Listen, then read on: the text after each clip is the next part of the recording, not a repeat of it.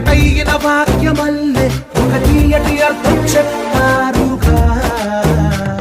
విడివిడిగా వీళ్ళు స్వరాలే కలగలిపిన రాగమల్లే ఒక కమ్మని పాటై నిలిచారుగా.